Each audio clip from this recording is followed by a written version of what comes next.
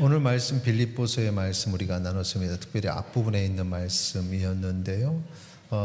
이 편지죠. 빌립보 교회에 보내는 편지. 이제는 뭐 여러분이 자 타이틀만 봐도 편지구나. 서신서는 좀 구분을 하실 겁니다. 그리고 그 서신서의 그 타이틀은 교회다. 빌립보 지역이면서 그곳에 있는 그리스도인들이라는 공동체이기 때문에 교회다라는 사실을 잘 알죠. 빌립보서 1장 3절 4절 보시면은 내가 너희를 생각할 때마다, 여기서 바울이 빌립보 교회를 생각할 때마다 나의 하나님께 감사한다. 감사라는 단어. 또 4절에 보면은 간구할 때마다 바울이 하나님께 기도할 때 너희 무리를 위하여, 빌립보 교회 성도들을 위하여 기쁨으로 기도한다. 기도할 때 기쁨으로 기도할 수 있는 거 참 감사한 일이죠. 감사와 기쁨이란 단어. 이 감사와 기쁨을 지금 바울이 고백하는데, 놀랍게도 바울은 지금 감옥에 갇혀 있습니다. 감옥에 갇혀 있으면서도 빌립보 교회를 생각할 때 감사하고 기뻐할 수 있는 이유가 뭐냐? 5절에 나와 있죠. 5절 같이 읽겠습니다. 너희가 첫날부터 이제까지 복음을 위한 일에 참여하고 있기 때문이다. 자, 여기 보니까 복음을 위한 일에 선교에, 전도에, 복음을 위한 일에 헌신하고 있다. 여러분도 복음을 위한 일에 여러 모양으로 헌신하고 있죠. 일상의 삶 속에서도, 또 구역 소그룹을 통해서, 전도회를 통해서, 주변에 자신의 어떤 거룩한 삶을 통해서 복음을 위한 일에 참여하기도 하고, 또 예물을 드림으로써 그 예물을 우리가 선교지에 지원함으로써 그렇게 하고 있습니다. 그런데 여기 보면은 첫날부터 이제까지, 이것을 알면 조금 더 감동이 됩니다. 첫날은 뭐냐? 당연히 빌립보 성도들이 처음에 복음을 받아들이고 교회가 시작되는 그 첫날이죠. 그 처음, 첫째 날 의미보다는 그 처음서부터 변함없이 복음을 전하는 일에 참여했는데, 그게 변하지 않고 이제까지다. 첫날의 의미를 좀 우리가 좀 살펴보겠습니다. 빌립보에서 처음 복음을 전하면서 믿는 자가 생겼던 그날로 돌아가겠습니다. 그것은 사도행전 16장에 있습니다. 사도행전 16장 11절 12절로 갑니다. 거기 보니까 이제 바울 일행의 여정이 나오는데, 드로아에서 배를 떠나 사모드라게로 갔다가 네아폴리로 갔다가 거기서 빌립보에 딱 들어가니까, 이게 이제 마게도냐 지방, 우리가 유럽이다 이렇게 얘기할 때는 이제 여기를 얘기했었어요. 마게도냐, 빌립보에 들어갔다. 거기에서 수일을 이제 유했다, 머물렀다. 그러면서 이제 이 수일 동안에 복음을 전했는데, 그곳에 복음을 전할 때 첫 번째 복음을 받은 사람 누굴까요? 아십니까? 혹시 루디아 전도회 아십니까? 아시나요? 어디입니까? 누굽니까? 루디아군요. 아시는군요. 사도행전 16장 14절 보니까 두아디라시에 있는 자색 옷감 장사로서 하나님을 섬기는 루디아라 하는 한 여자가 말을 듣고 있을 때, 복음 전하는 걸 듣고 있을 때 주께서 그 마음을 열어 바울의 말을 따르게 하신지라. 그러니까 복음을 전할 때 그걸 듣는 사람은 여럿인데 그 마음에 감동함이 있는 사람은 루디아 한 사람이었다. 그래서 루디아로 인해서 이제 루디아가 변화가 되는데, 일단은 빨리 넘어가면은 그는 자색 옷감을 사업하는 사람이고 두아디라라는 곳에 머무는 사람인데, 어떻게 여기 왔는지, 어떤 사람은 사업 때문에 왔다. 왜냐하면은 자색 옷감 장사란 걸 기록했으니까 이제 이렇게 생각하겠는데, 정확한 건 아니죠. 빌립보에 왔다가 복음을 받아들였어요. 그리고 14, 15절에 보면은, 이제 뒤에 보면은 복음을 듣고 가정이 변화되는 역사까지 나타납니다. 그러니까 이제 루디아와 그의 가족이 처음에 변화됐고, 그 다음에 변화된 사람이, 여러분 또 가족이 같이 변화되는데, 여러분 아는 빌립보 감옥의 간수와 그 가족입니다. 감옥에 들어가게 된 이유는 짧게 얘기하죠. 귀신 들린 여종이 있는데, 귀신이 들리니까 막 사람들의 과거도 알고 막 이렇게 그 사람 감춰진 비밀을 막 얘기하는, 그 악령이 가르쳐 주는 거죠. 그런 능력이 있었던 겁니다. 그러니까 사람들 점을 쳐주기 시작했고 그게 이제 수익이 된 겁니다. 점 치면서 돈을 주니까. 그런데 바울이 보고 귀신을 쫓아내버렸어요. 그러니까 그 능력이 사라졌죠. 악령이 알려주던 건데 귀신이 쫓아가니까 또 쫓겨나니까 뭐 더 이상은 수입이 안 되니까. 문제는 여종은 좋아했겠지만 여종의 소유권을 주장하는 주인들, 이 주인들이 그것 때문에 바울을 고소하는데 귀신 쫓아냈다고 고소는 할 수 없으니까 이상한 풍속을 전한다, 전도하는 걸 아주 꼬투리 잡아가지고 이상한 풍속을 전한다고 그렇게 고소를 했던 겁니다. 그러면서 감옥에 끌려가는데 바울과 실라가 감옥에 들어가기 전에 매를 많이 맞고 그 다음에 감옥에 갇히게 됐습니다. 온몸이 아플 겁니다. 그날 저녁이 지나서 새벽이 되면서 너무 고통스러울 겁니다. 그런데 찬양을 했다. 그 순간에 찬양을 하고 거기에 있는 감옥에 갇힌 자들이 그 찬양 소리를 들었던 거죠. 그런데 갑자기 막 지진이 나면서 땅이 흔들리면서 그러면서 옥문이 틀어지면서 열리게 되고 또 차고 다리에 찼던 것이 풀리게 되고, 그러니까 간수는 새벽이라 잠을 자다가 깜짝 놀란 거죠. 사도행전 16장 27절 28절 같이 읽겠습니다. 간수가 자다가 깨어 옥문들이 열린 것을 보고 죄수들이 도망한 줄 생각하고 칼을 빼어 자결하려 하거늘 바울이 크게 소리질러 이르되 내 몸을 상하지 말라, 우리가 다 여기 있노라 하니. 얼마나 그 책임이, 그 형벌이, 간수가 자기 역할을 한 것에 대한 형벌이 크면은 차라리 자살이 낫다 이렇게 생각을 했겠습니까? 그런데 바울은 그 자리에 있었고, 그러면서 바울이 복음을 전하게 되죠. 간수에게. 간수가 복음을 받고, 자 33절 34절 같이 읽겠습니다.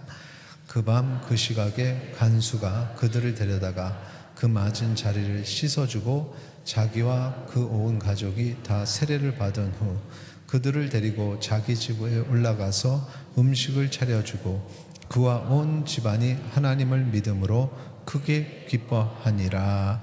아멘. 예. 그러니까 복음을 받았는데 간수도 복음을 받고 간수의 가족도 그때 다 복음을 받아서 세례를 받게 되는.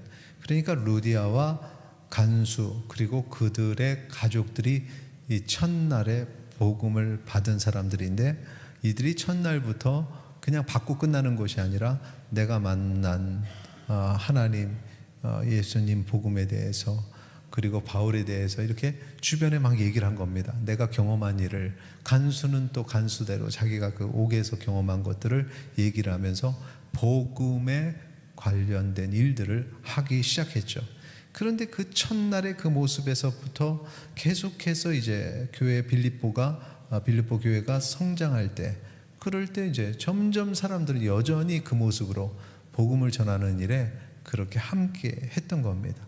그게 변하지 않고 있었다는 거죠. 자, 첫날에 바울이 어디 있었습니까?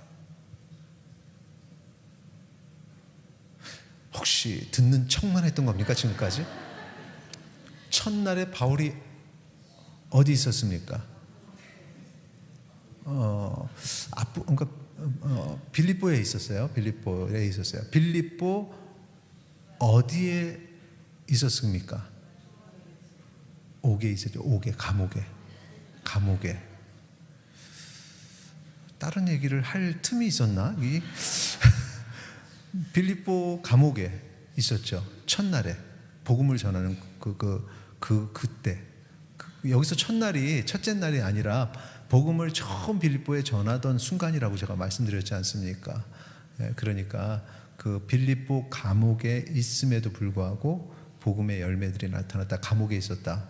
자, 그 다음에 이제 다시 한번 빌립보 1장 5절 보세요. 너희가 첫날부터라고 말할 때 이 첫 부분, 처음 교회가 생기던 그 시간이다. 바울은 감옥에 있었다. 근데 이제까지 이거는 지금이라는 뜻이죠. 지금. 그런데 지금은 언제입니까? 빌립보에 편지를 쓰는 순간이죠. 그때까지도 빌립보 교회 성도들은 복음을 위한 일에 같이 함께하고 있었다. 그런데 지금 이 편지를 쓰는 순간에, 빌립보의 편지를 쓰는 순간에 바울은 어디 있습니까? 감옥에 있죠. 로마 감옥에. 그러니까 이게 첫날부터 이제까지 바울은 여전히 감옥에 갇혀 있어요. 이 감옥에 갇힌 이유는 복음을 전했다는 그 이유 때문에.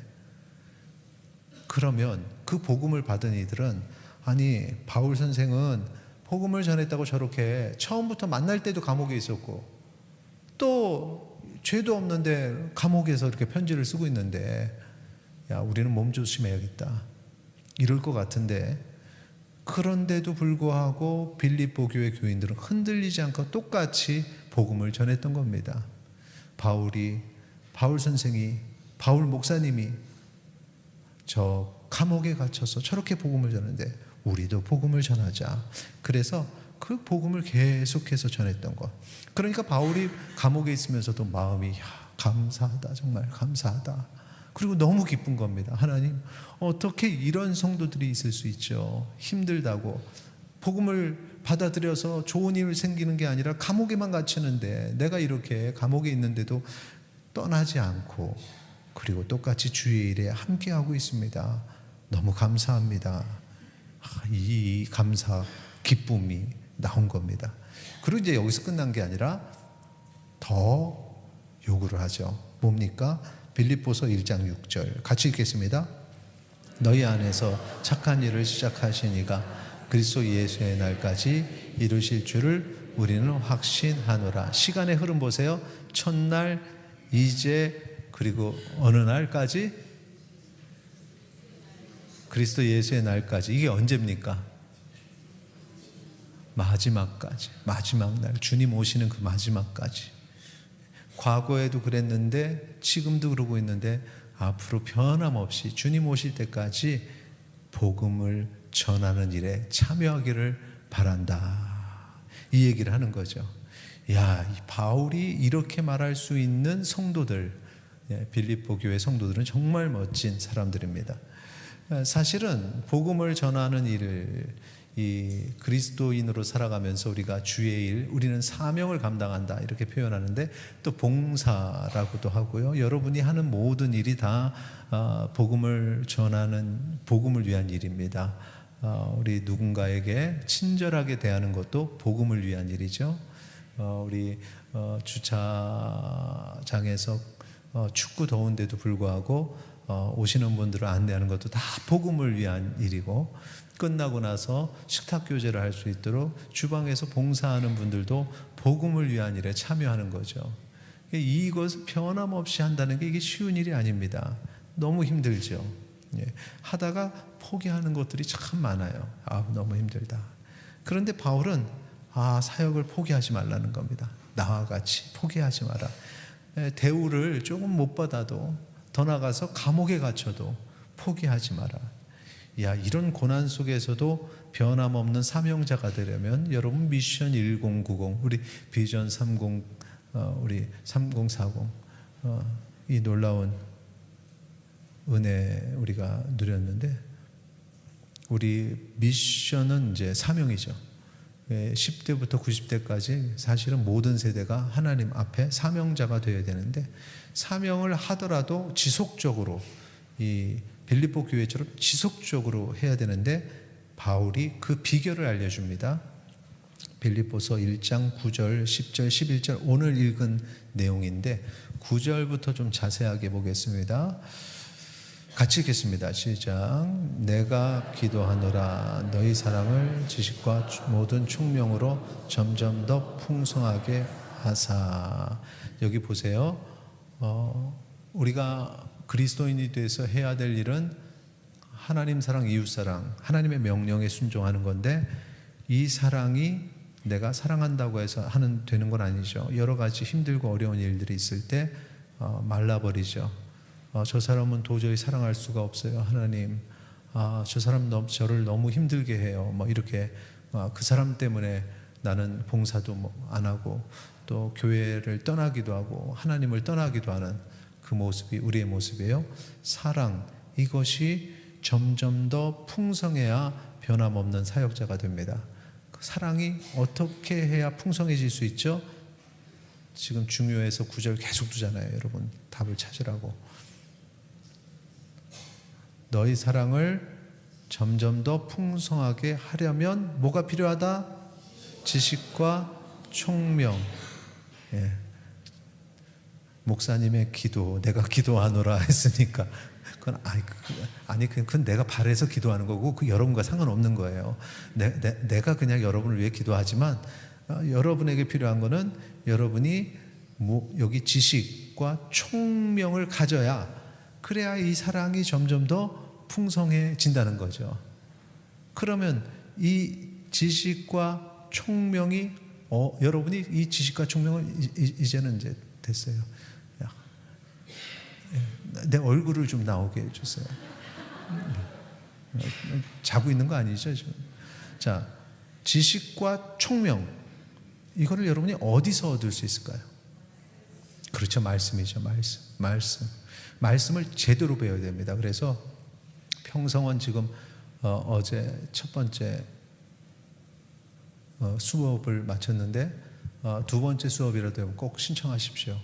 그래서 직분을 감당하려면 말씀을 좀 깊게 알아야 됩니다. 그리고 평성원 자체가 훈련이에요. 아침 9시부터 오후 5시까지. 이야, 대단하지 않습니까?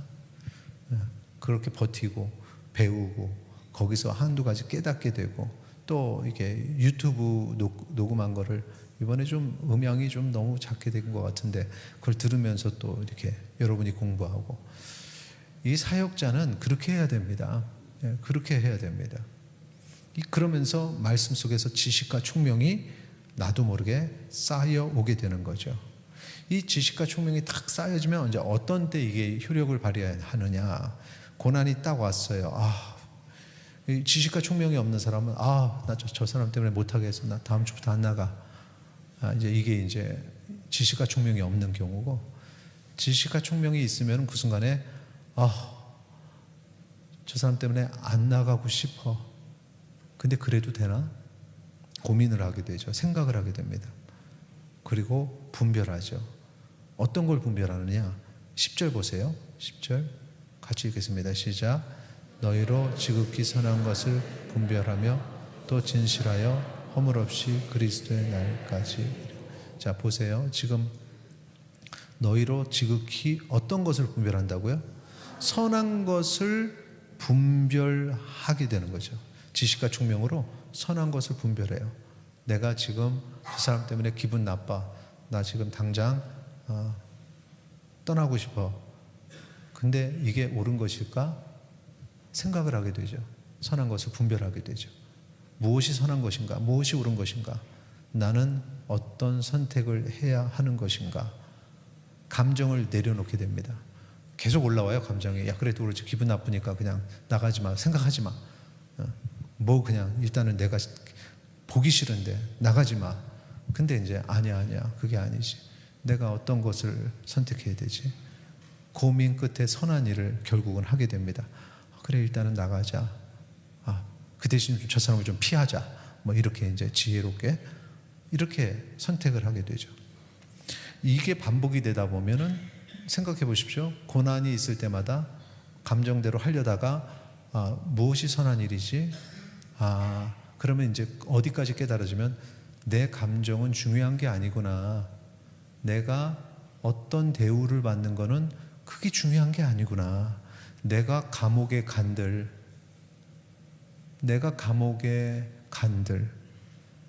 복음은 전해지고 있고 하나님은 복음을 통해서 영광 받으시면 됐지, 내가 그렇게 뭐가 중요할까? 바울은 거기까지 간 겁니다.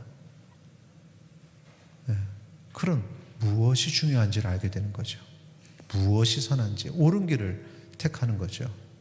그러면서 점점 사랑이 풍성해지고 이제 여유가 생기고, 괜찮아. 처음에는 기분이 확 나빠요. 처음부터 기분이 안 나쁘지 않아요. 인간인데 다 감정이 있으니까. 근데 그 감정을 빨리 정리를 하고, 그래, 괜찮아. 그러면서 여러분 보이지 않는 그 무언가가 있어요. 그게 뭐냐 하면은, 여러분 그게 맨날 나는 뭐야 이런 생각도 듭니다. 한번 나만 희생하고, 아니 뭐 저 사람들은 계속 이렇게 나에게 상처를 주는데 나만 희생하고. 아니요. 하나님이 모르시는 게 아닙니다. 11절 보세요. 같이 읽겠습니다. 시작. 예수 그리스도로 말미암아 의의 열매가 가득하여 하나님의 영광과 찬송이 되기를.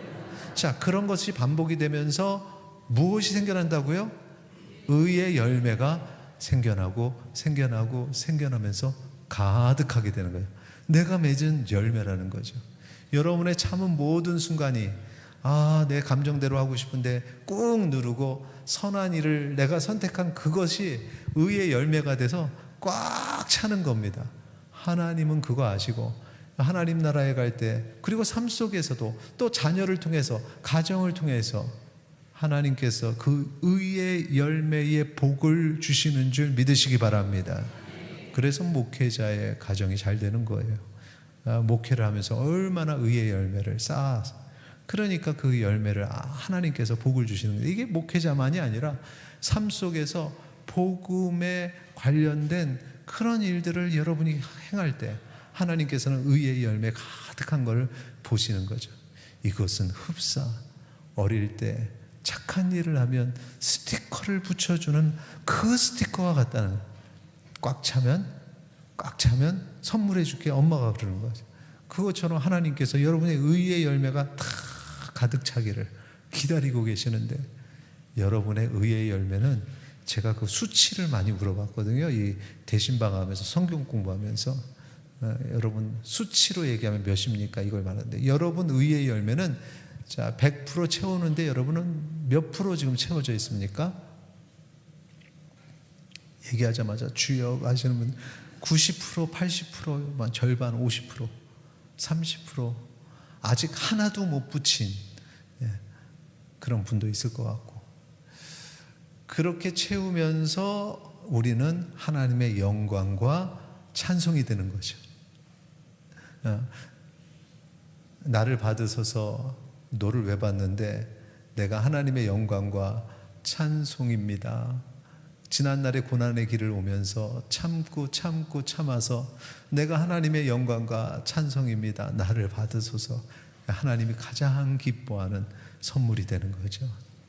그러니까 여러분이 지금까지 참아오신 거 아무 의미 없는 시간이 아니라 그 놀라운 하나님의 영광과 찬송이 되는 과정, 의의 열매를 채우는 과정이 된 줄 믿으시기 바랍니다. 이것을 할 수 있는 능력을 우리는 분별의 능력이라 말할 수 있는 거예요. 분별할 수 있는 거예요. 그 순간에 저 친구는 분별력이 없어. 어떻게 저렇게 신앙생활 하면서도 저렇게 분별력이 없을까? 이 말의 의미가 뭔지 아세요? 의의 열매를 하나도 붙이지 않았다. 뭔가 열심히 하긴 했는데, 신앙은 되게 좋은 것 같은데 의의 열매가 하나도 없는 거죠. 근데 분별의 능력을 가진 사람은 그 순간 그냥 나보다는 하나님의 영광을 위해서, 그래서 그런 성도를 보면 하나님이 기뻐하시고, 또 그런 성도를 복음을 전해서 교회 안에 그런 성도가 있으면, 바울 목회자잖아요. 목회자가 기뻐하는 거죠.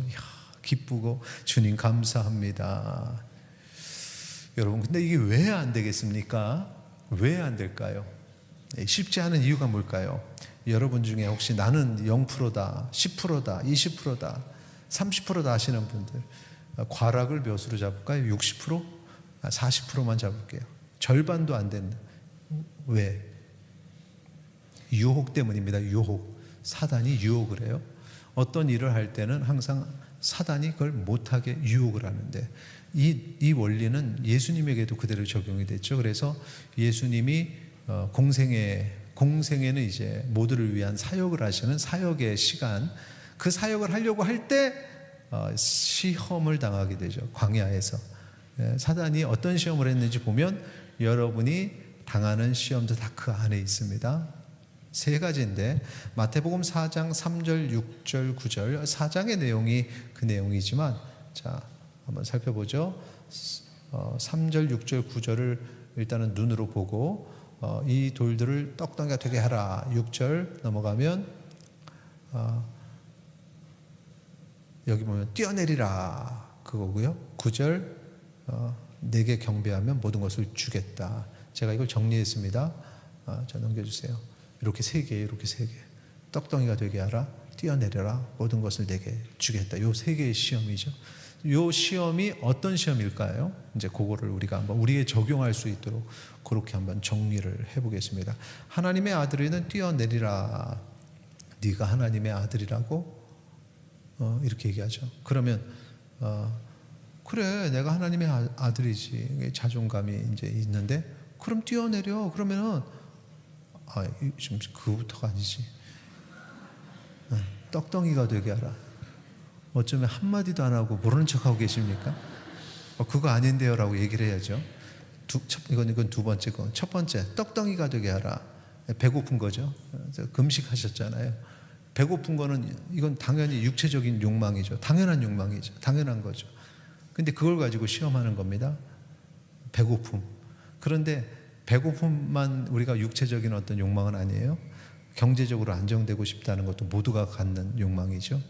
물질적으로 좀 풍요롭게 살고 싶다. 이것도 다 우리의 욕망입니다. 좀 재밌게 살고 싶다. 재밌게 더 나가는 것이 나의 만족을 위해 세속적인 가치를 추구하면 그게 쾌락이 됩니다. 이제 이런 것들. 뭐 봉사 교회 나가고 그 황금 같은 주말에 그냥 우리 가족들이 어디 가서 놀고 나도 좀 놀고 쉬고 뭐 이런 거. 이런 것들이 다 여기에 포함되는 시험들이죠. 예. 봉사하면 너무 힘들어요. 내가 쉬지 못합니다. 이런 갈등. 이게 다 여기 포함이 되죠. 이런 것들 때문에 우리가 쉽지 않습니다. 두 번째 6절 하나님의 아들이거든. 이거 저 자존감 얘기 드렸죠. 근데 그거를 이제 막 시험하는 거죠. 하나님의 아들이라고? 그럼 뛰어내려 봐. 하나님이 너를 이렇게 천사를 보내서 사자들을 명해서 받쳐주실 거 아니야? 그러면서 시험을 막 하죠. 막 그걸 건드리죠. 명예욕을 불러일으키고 자기 과시를 하게 만들고 그래? 해볼까? 뭐 이렇게 만드는 거죠. 도대체 내가 누군데? 내가 봉사하다 보면 이거 시험에 많이 걸립니다. 내가 봉사하는 건데 어떻게 나한테 그럴 수 있어? 기분 나빠. 막 이러는 거죠. 그러니까 이제 교회가 작을 때는 서로 알 때는 모르는데 점점 커지면 서로 모르잖아요. 그러면은 이제 이게 백화점 주차하다 싸우듯이 교회에서도 주차하다 막 싸우고 그러면 이제 내가 이게 뭐 그러면서까지 와? 싫어. 뭐 이제 이런 이게 참 큰 시험이 봉사하는데 시험 받죠. 봉사하다가 그럼 나 안 해. 뭐 이렇게 되죠. 자, 이 두 번째 시험이고 세 번째 시험 이 모든 것을 내게 주리라. 다 보여주고 높은 곳에서 이거는 이제 지위, 성공, 사회적인 존경과 칭송 이거 다 받게 해줄게. 이제 교회 안에서 봉사를 해도 그것 때문에 하는 분들이 많고 심지어 이제 목회자가 되는 건 또 아니면 장로의 직분을 받는 거 요것 때문에 막 그러는 분들이 건강하지 않은 분들이 있어요. 그러면 그분들은 신앙생활이 그냥 가짜죠. 진실함이 드러나지 않죠. 근데 그 진실함이 어떻게 드러나냐? 그 사역하는 모습을 보면 섬기는 모습으로 그 모습을 보면은 이건 진짜구나. 그 진짜의 표준이 우리 교회 장로님들입니다. 섬김의 본을 보이는 그 모습들이죠. 정말 귀하죠. 근데 내가 누군데 이런 거 이거 주여 이런 것 때문에 이 열매를 쌓지 못하고 하나님 앞에 영광과 아주 그 온전한 모습의 헌신을 드리지 못하는 거죠. 오늘 이런 것들이 사단의 유혹이기 때문에 이런 마음이 올 때 분별을 하셔야 됩니다. 이건 사단의 유혹이구나. 이렇게 하면 안 되겠구나. 분별의 능력을 가지시기를 바랍니다. 내가 힘든 것보다 주의 일을 선택하고 내가 즐거운 것보다 주의 일을 먼저 선택해야 됩니다. 내가 인정받지 못하고 오해받아도 주의 일은 지속해야 합니다. 주의 일로 나를 높이는 것이 아니라 오직 하나님만 높여드린다고 했지 않습니까? 그러면 내가 무슨 대우를 받든 그게 무슨 소용이 있겠습니까? 심지어 바울처럼 매를 맞고 죽을 뻔하고 감옥에 가도 주의 일을 해야 되는 거죠. 과거에도 했고 지금도 했고 주님 오시는 날까지 하나님의 찬송과 영광이 되는 성도님들이 되시기를 축원합니다. 우리 같이 찬양을 할 텐데, 찬양하기 전에 제가 오늘 본문을 여러분에게 축복하듯이 선포하겠습니다. 내가 기도하노라 너희 사랑을 지식과 모든 총명으로 점점 더 풍성하게 하사 너희로 지극히 선한 것을 분별하며 또 진실하여 허물 없이 그리스도의 날까지 이루고 예수 그리스도로 말미암아 의의 열매가 가득하여 하나님의 영광과 찬송이 되기를 원하노라. 아멘.